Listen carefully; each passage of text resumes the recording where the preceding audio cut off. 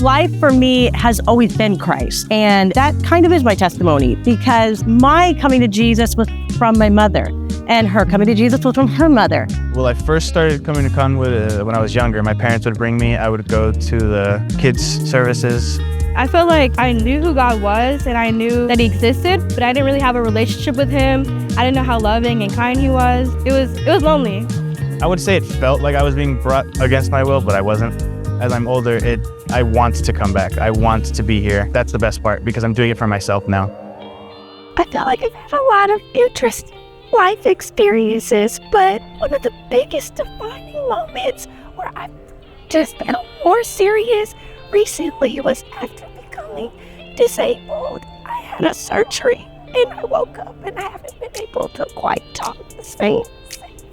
When I'm in those troubling times, I just realize you are right here. I know you are right here because you're not going to leave me. And that's so comforting to me because I'm never alone. I'm never going through a battle that is mine, because it's his, and he told me that. It's his battle. And I realized deciding to do things on my own and focusing on what I can do was limiting me. I knew that I needed help, and I chose to ignore it. Realizing that again and again made me want to seek God even more. It's a beautiful community here at Cottonwood. People want to support you. They want to talk to you. They want to pray for you. It's truly beautiful. I encourage everybody to take advantage. You don't have to walk through this journey alone, and it's a great place to do it. I'm part of CYA, Cottonwood Young Adults.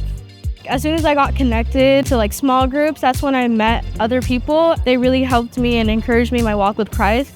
So we go to the women's and the men's group, which is awesome because it's men and the women on the same day. The men can go and the women can go in their different places. And we have our prayer time and our worship. And then we get in the car and the whole way home, we're talking about what God's telling us. I would just say to trust God with whatever you're going through and get connected. God will provide.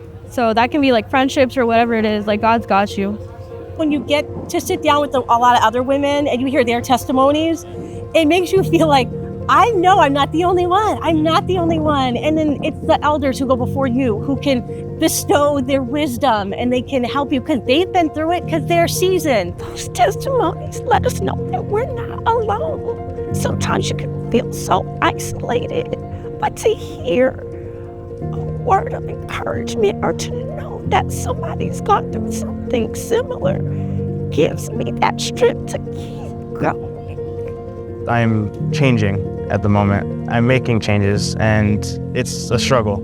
That's a good thing because it's highlighting things in my life that need to change, that can through him. I've had to dive deep into faith over these past 3 years, and it's completely just helped change my life and how I show up every day. I'm here for a reason, and who would have thought I'd end up here at Cottonwood, where Pastor Bayless had a situation where he could barely talk to. I want to continue to have a positive outlook and not just have one every now and then. I have nothing to be frustrated over, so why am I like this? And it's like I pray, and I'm like, I'm okay. I'm grateful for what I have right now, and I want to stay that way. I want to always have God in my life so that he can lead the way for me.